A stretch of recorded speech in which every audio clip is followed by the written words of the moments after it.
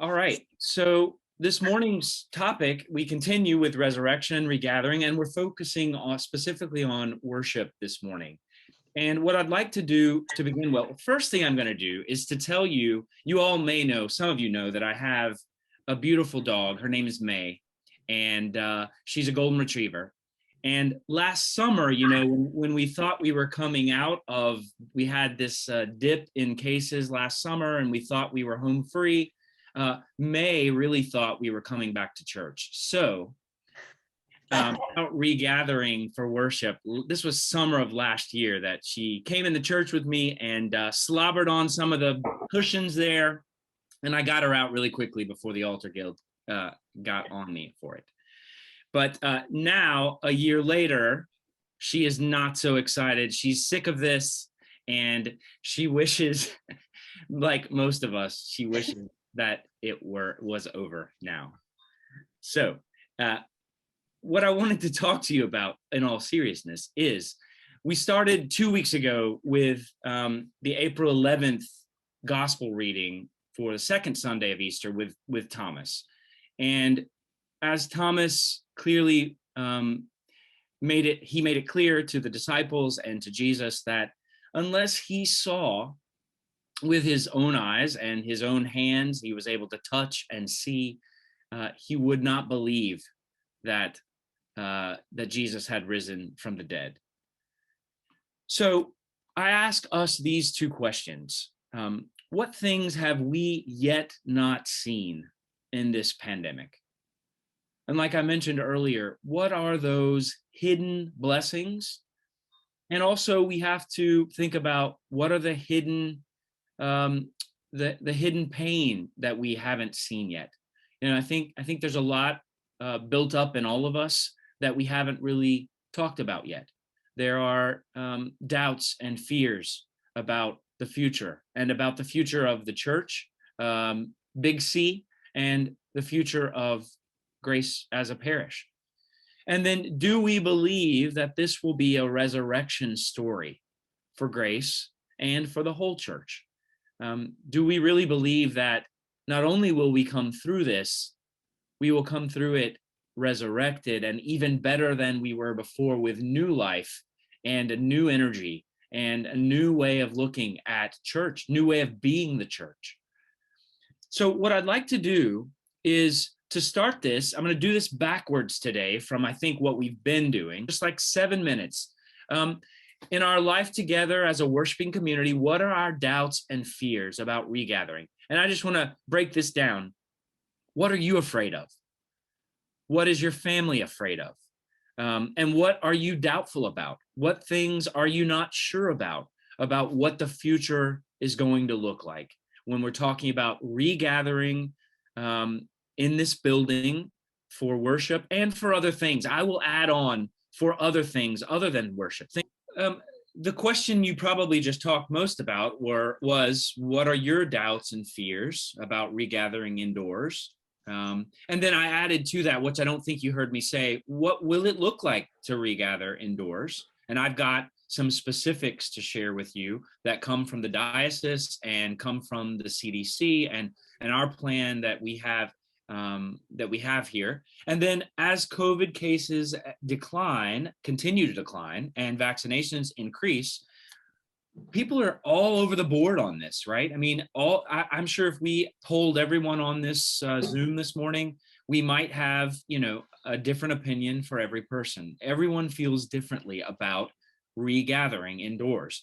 Someone in my group just said, I'm going to come to church, but I won't go to a restaurant, inside. So there are lots of different options. I want to take just a couple of minutes here. What are some thoughts you had? Maybe one person from your group, just summarize what your group said.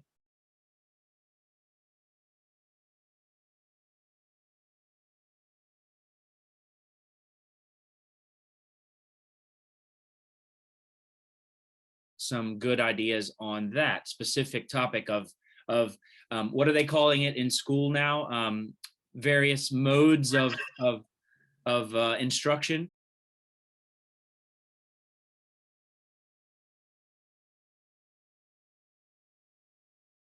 You're exactly right. For the time being, it may be that way for a while until people become more comfortable. Yes, you're exactly right.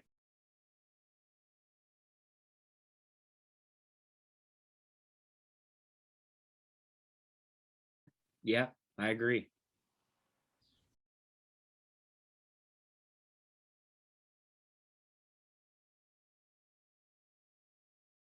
Related to that, one of our first challenges is going to be finding a place. Super important work, and then also invite people back to the church on Sundays. So we're now sharing that space. That's in the lower narthex there, the commons area, right? So yes, there are some challenges, but you're exactly right. I also want to share one thing that was said in our group about reaching. That's super important, about people we haven't heard from. Um, a member of Kohi, who's in my group, shared that an idea they have, and I love this, in pew, which we say now nobody has pews at Grace Church because we will give up our pew in Grace. And have you seen or heard from those people in the past year? And if you haven't, maybe we all need to pick up the phone and say, hey, I haven't seen you on Zoom. I haven't seen you, on any of our online events. Just checking on you to make sure you're okay. And we want you to come back to church when we are able to do that. I love that idea. So think about the people who you haven't seen in this last year and reach out to them in some way. That's a beautiful idea. Any other thoughts from small groups before we move on with other topics? There's a colleague of mine here in the Diocese of Virginia who is down far south, about 2 hours south of here. And they've been doing live streaming since the pandemic started. And this is a crazy story, but I love it. So one person who used to be a member of that parish moved to Oregon. And they spread the word out in Oregon that this wonderful church in Virginia was live streaming. They have about 30 people from Oregon watching them every Sunday right now. And some of them have joined the church and are pledging. Wow. And they live in Oregon. Wow. But it just shows you how powerful this medium is of live streaming. I mean, we really can reach people in all corners of the earth. All of our people who are in the military, who are in far reaches away from here, can watch us. It's wonderful. So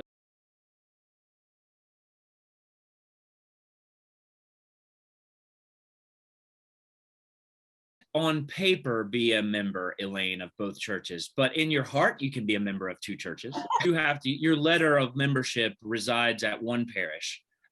So on paper, yes, it's just one parish, but yes, you can attend and do things at both.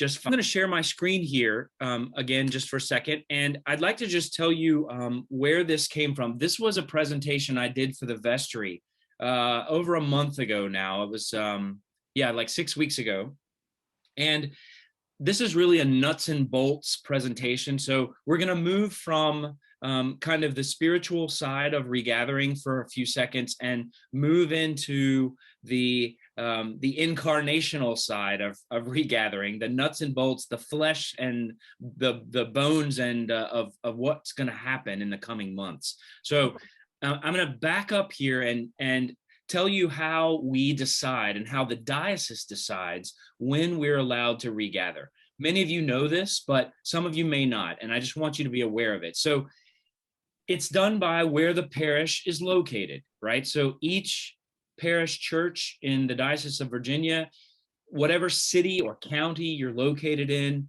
you have to look at the health markers of the COVID cases. And each locality in Virginia is assigned a color code based on a 7-day rolling average of new COVID infections per 100,000 people.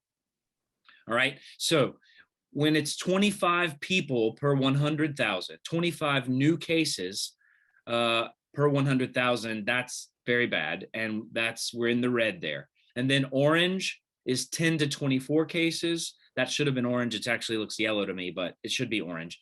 And then yellow is below 10, 1 to 9. And then green is less than 1 case per 100,000. We haven't seen that in the state of Virginia since the very beginning of the pandemic. So the way we regather, and let me say this too, you all probably figured this out for yourself, that Bishop Susan Goff, our bishop, has been one of the most conservative bishops in the Episcopal Church when it comes to regathering during COVID. She is not taking any chances, and many other dioceses have been regathering indoors for months now, and we have not in the Diocese of Virginia. So she is following CDC guidelines very carefully, and so are we. So what we do is each church keeps an eye on this website, globalepidemics.org, which is out of Brown University, and it gives us the daily markers. So every morning over our coffee, the wardens and the clergy and whoever of us are keeping an eye on these numbers, we look at this each morning to see what number we're at, right? And here's the way it works.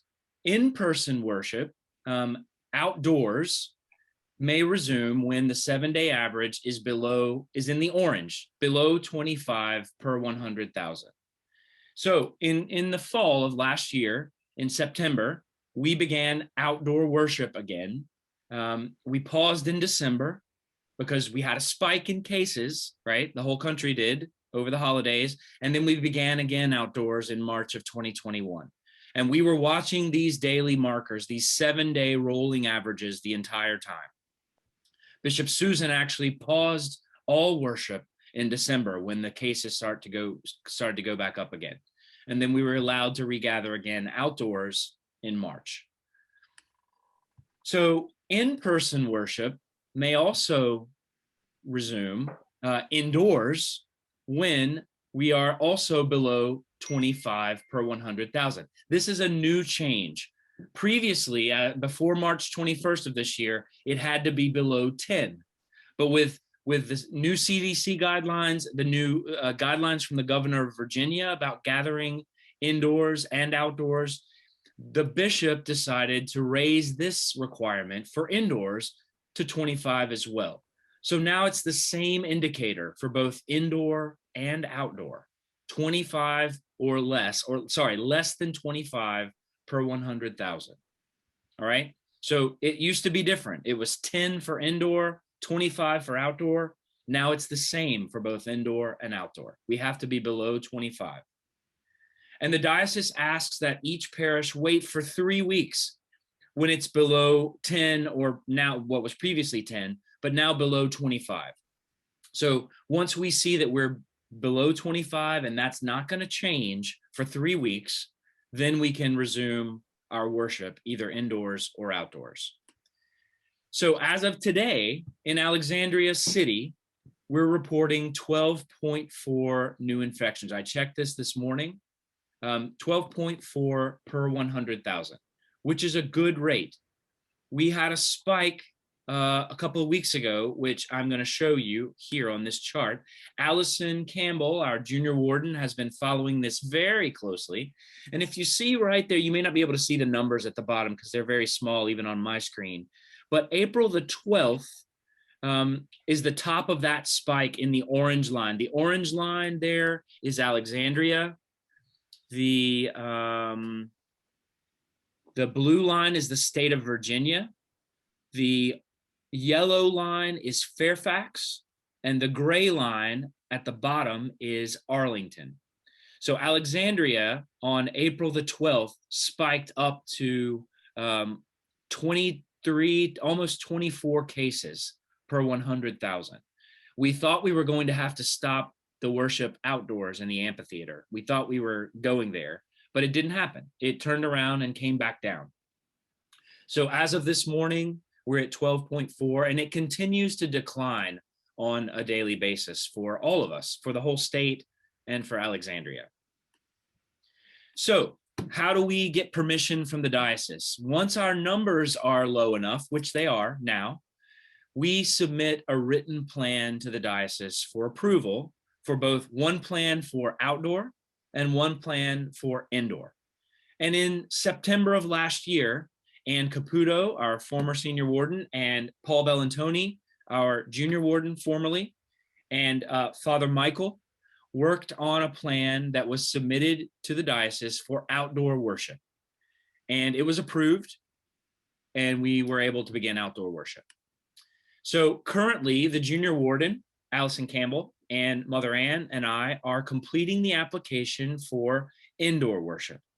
And once that is submitted, which is going to be this week, now that this spike has gone back down and we think it's going to stay that way, we have this 3-week waiting period. And so that should put us around middle of May or end of May to hopefully resume indoor worship. And I'll say that it is restricted. And I'm going to talk about those restrictions in just a few minutes. We're going to be very careful when we come back indoors. There's a whole set of rules and regulations that we have to follow, and we'll talk about that. There are some denominations in the Christian church that have not been very careful when they've gone back inside to worship.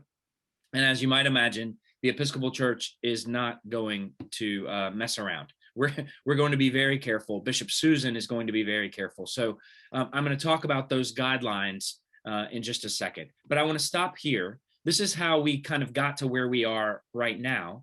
And I just want to ask if there are any questions. I'm going to stop sharing my screen for just a second and see if there are any questions or clarifications that need to be made.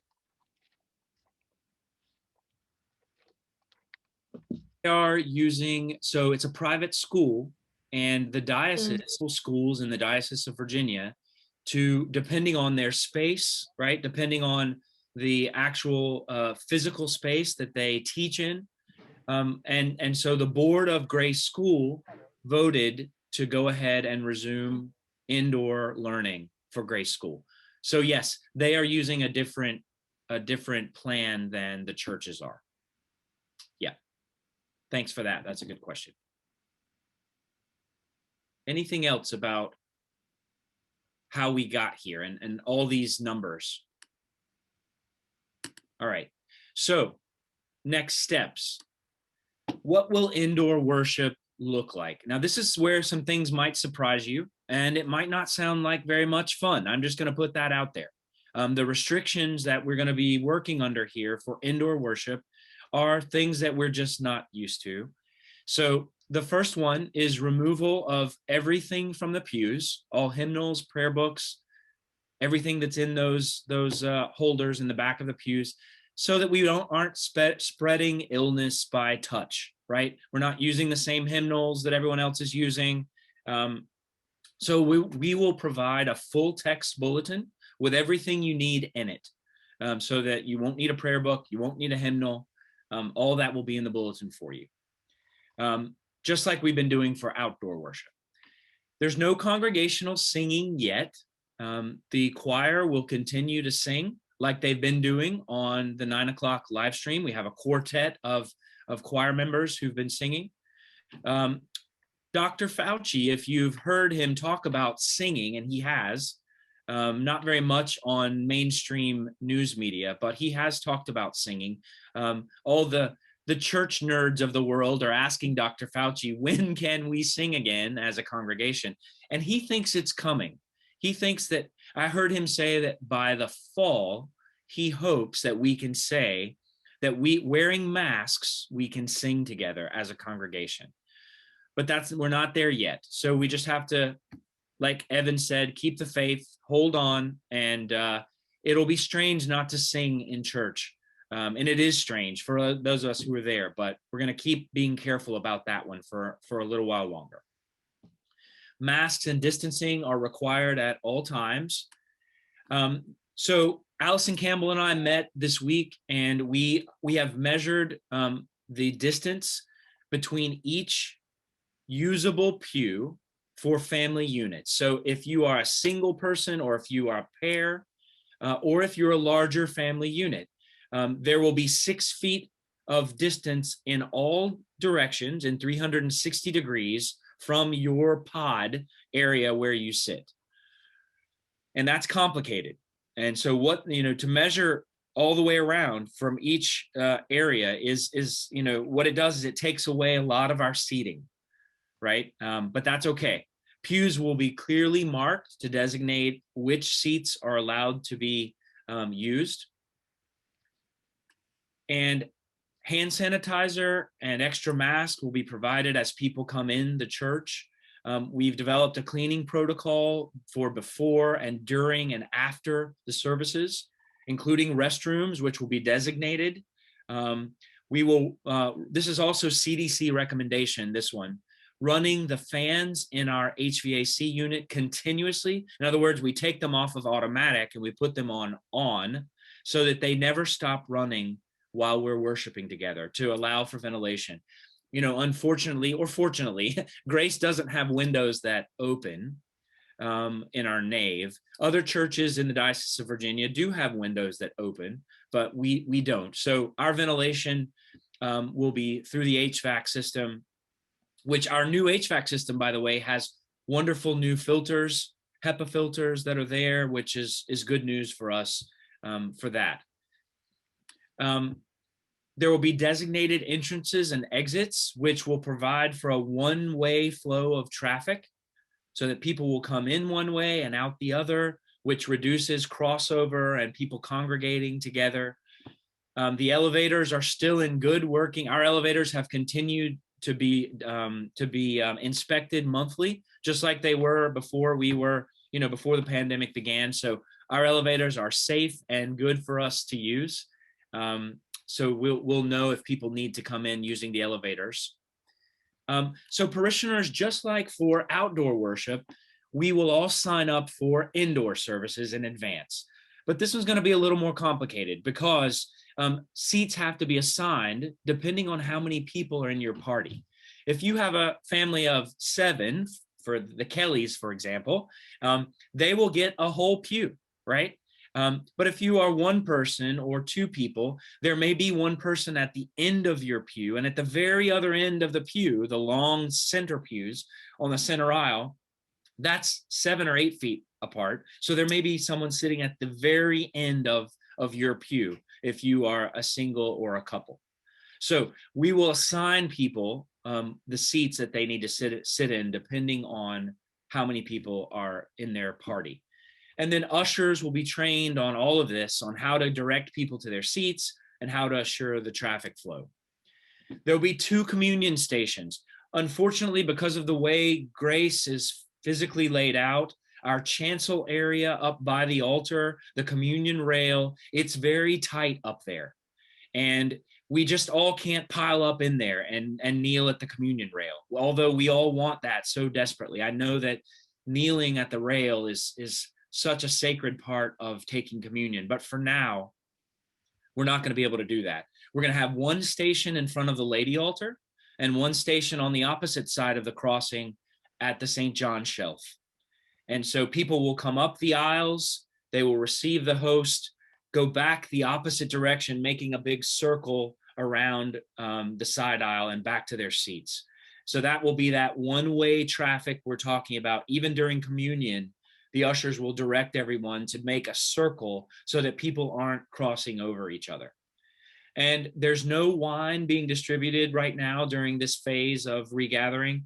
That hopefully we'll have to, that is a long topic to talk about, a long discussion about returning to a common cup after all this is over. So that's still being talked about.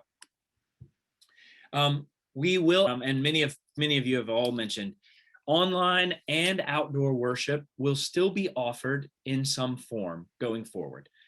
So we want to be able to meet each person where they are, right? Where he or she is, whether it's online, whether it's outdoor, or whether it's indoor.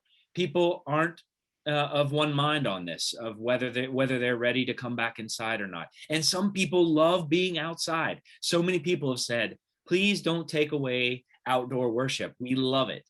So we're trying to find this perfect combination of how we can do it all for a little while, at least for the near future. Another question is, what does our permanent schedule look like going forward into 2022? That is still yet to be determined, but we're still going to offer online, outdoor, and indoor in some form. Weddings, funerals, and baptisms follow the same guidelines for both indoor and outdoor. We are currently scheduling baptisms and funerals, and there are many pending funerals of people who died during COVID, who we haven't been able to do the burial rite for them yet. So those are now able to be scheduled outdoors, and hopefully indoors coming soon. So our current plan is to begin, we're going to do this slowly. We're going to gradually move into indoor worship. When we have our application approved by the diocese, our first step will be to invite people to come to our 9 o'clock live stream, which we're already doing. So there is room for about 70 to 75 people to sit in the nave with distancing.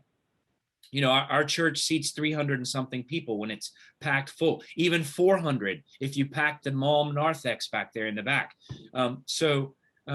But with distancing, 360 degrees from each family unit, it allows for around 70 to 75 people. So that's our first step. When we are approved, we'll have a sign up for Sunday morning at 9 a.m. We'll still have 7:45 outside in the amphitheater, and then we'll come inside for 9 o'clock, just like we've been doing, and people will actually be able to attend the live stream sitting in the pews. Now, the last step of this is communicating this to the whole parish, and there's a lot to communicate. Everything that I just said to you, we have to figure out a way to kind of encapsulate that in a good communication plan to let people know how this is going to work. So Mother Ann and Elizabeth Legier, our senior warden, have some great ideas about using video.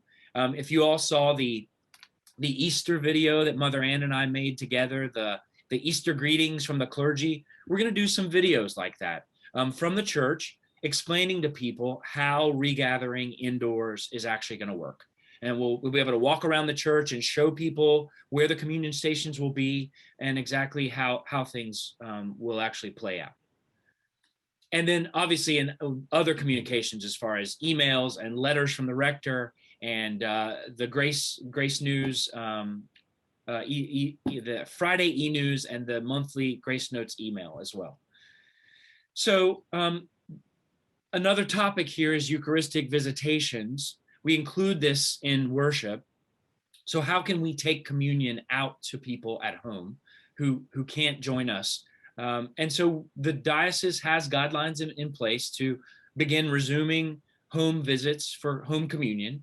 And as vaccinations increase and cases to continue to decline, we're gonna restart this home communion program that we've had before. And there's more information coming on that soon. So Mother Ann and I are working on that as well.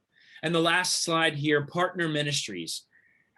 It's good news. AA began Regathering at Grace last Friday, which is wonderful news. So we are excited to welcome them back. There is a factor is overlapping in Merrill Auditorium with the space that the school uses.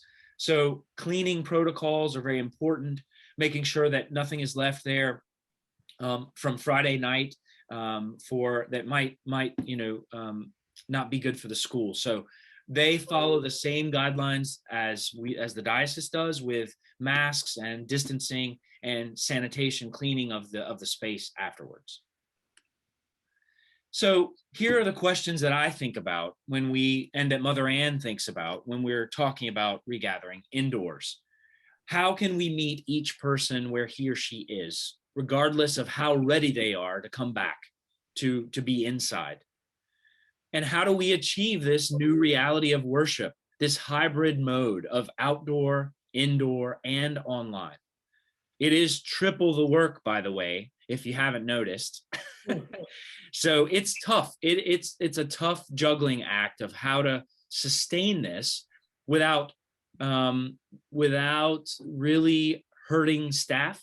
Dr. Newman and his music and the choirs. How do we do this without putting too much on all of us as clergy and staff. And how do we do this in the way that really meets everyone in the parish, meets the needs of everyone in the parish? So it is a delicate balance.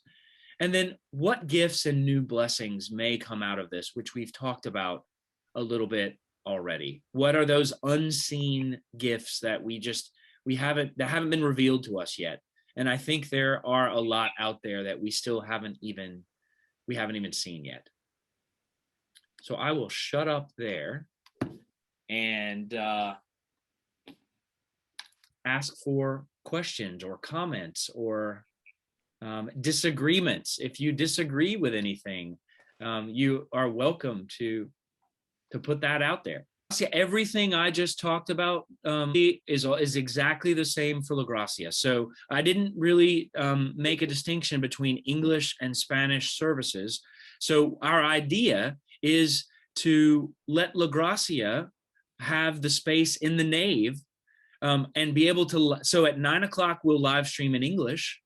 And then at 10:30, instead of doing La Gracia outside, which we're doing now, we're going to do La Gracia inside. Okay. And live stream it so that we can actually have in-person live stream at the same time with La Gracia. What I have really is just kind of polling La Gracia. They really would like to be back inside.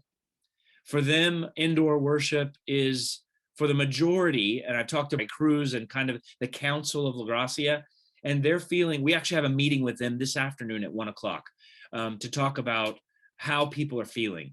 And we've had less attendance at the outdoor services for La Gracia than we have in English. And being able to live stream it at the same time to begin with might be the best option. So yes, thank you for that. Okay.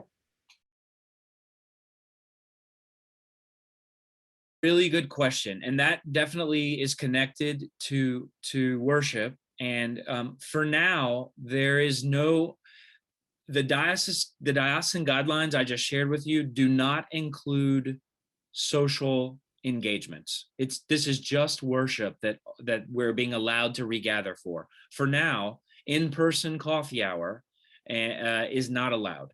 And in-person adult forum is not allowed. So the question for us then is going to be, how can people be in the church at 9 o'clock and then hurry home to get on Zoom, right? Get on Zoom for a 10:30 coffee hour. About is how to juggle all these balls on Sunday morning, which we're getting good at juggling. I'm getting good at it. So, but unfortunately for now, we can't share food and have social gatherings right now until things really take a different change with COVID cases. All right. So we will continue. To answer your question, John, we hope to continue adult forum and coffee hour on Zoom.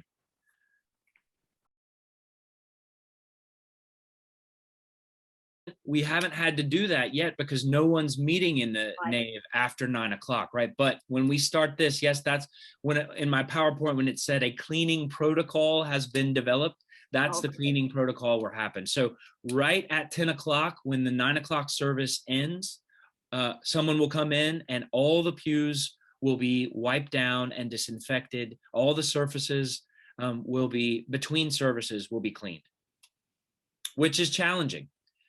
You know, that's going to be a challenge to do that, but we think we can do it. We know we can do it. So we have someone working for us now who's been helping us with the restrooms downstairs by the amphitheater since we started regathering, and she cleans on Sunday mornings for us the restrooms between services. So we're just going to continue that, but indoors.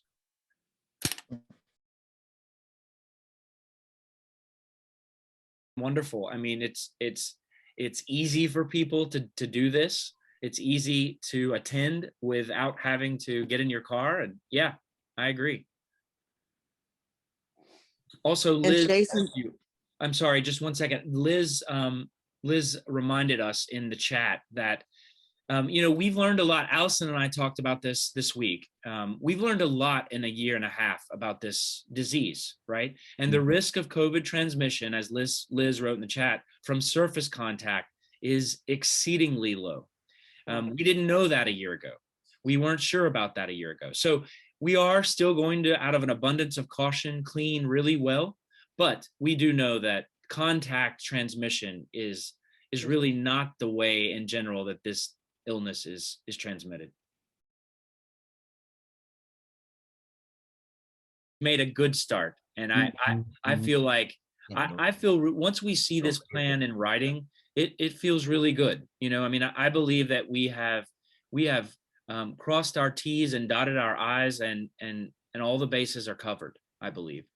With the communication plan, one thing that we haven't quite figured out yet is exactly how to sign people up for indoor services, because a computer like Sign Up Genius can't assign seats where people need to be placed depending on how big their party is. So my mom, who is in Georgia at a parish, an Episcopal church in North Georgia, who she was senior warden last year, the way they're doing it is people are calling the church on Thursdays and Fridays and signing up. They're actually picking up the phone and calling the parish administrator or someone designated to answer the phone and saying, I have a party of 4 on Sunday. We need a reservation for, sounds like Red Lobster, doesn't it? We have a party of 4, and that person has the chart in front of them of the available seats, and they can actually put that person in the designated seat for 4 people, for example. So that's one little thing that's complicated, but not something we can't figure out. So if any of you, by the way, what we talked about was having a volunteer who might want to receive these phone calls on Thursdays and Fridays, even from your own home, you see. If there's anyone who thinks they might like to do that, let us know. Say something about that too. I will say that we've been a little surprised. I thought, and I think Mother Ann agrees with me to an extent, that when we began worshiping outdoors, we thought those services would fill up immediately every Sunday. We imagined, we hoped in our hearts and our minds that we would have a waiting list every Sunday for 7:45 and noon. And that's just not reality. Except for Easter. Now, Easter Sunday was full, which is wonderful. You can imagine that it would be. But regular Sundays have not been full. So I'm wondering if the same thing might happen indoors. You think 75 people might immediately sign up, but they may not. We may not have, people may just take it easy and slowly come back, and we'll just have to see. It's kind of like what we're doing for weather right now. If it's going to be raining on Sunday, on Saturday afternoon, we send out an email saying the service is canceled tomorrow morning. So we'll do exactly the same thing. If we see on a Saturday morning that we have had a spike overnight and we're above 25, we'll send out an email and make phone calls if needed to everyone who's registered on Sunday and say we can't gather. So yes, that's exactly how it'll work. We're watching these numbers daily and weekly, and we will make sure that we are within the designated numbers to regather. Thank you all. This was a good discussion. I hope it was helpful. And what I'd like to do too is continue to, I love this captive audience on Sunday morning. You guys have been faithful. Most of you have been attending this on and off for a year now on Sunday mornings. But there are so many people who don't do this Sunday morning adult forum. So this presentation we've talked about, we think would be helpful at another time of day. For example, 6 o'clock on an evening, and invite the whole parish to hear this as part of our overall communication plan about regathering. So we think that only some people are going to come on Sunday mornings at 10 o'clock to this. So we need to find some other times to offer these type of presentations about regathering, which is what we'll do in the next few weeks.